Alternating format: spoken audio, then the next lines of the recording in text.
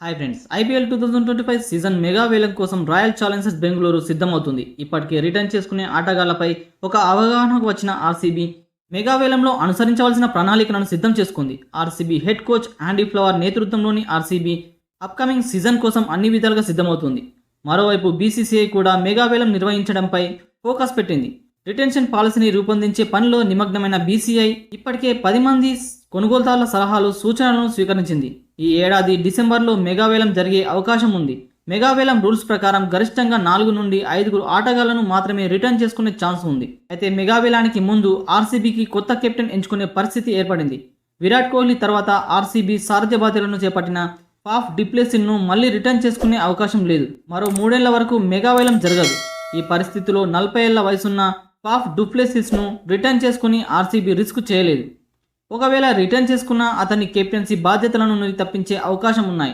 వేలంలో ఒక భారత స్టార్ ప్లేయర్లను కొనుగోలు చేసి అతన్ని సారథిగా ఎంపిక చేయాలనేది ఆర్సీబీ ఆలోచనగా తెలుస్తోంది. ప్రస్తుతం ముంబై ఇండియన్స్ జట్టులో ఉన్న జస్ప్రీత్ బుమ్రాహ్, సూర్యకుమార్ యాదవ్తో పాటు లక్నో సూపర్ జైంట్స్ సారథిగా ఉన్న కేఎల్ రాహుల్ను ఆర్సీబీ టార్గెట్ చేసినట్లు సమాచారం.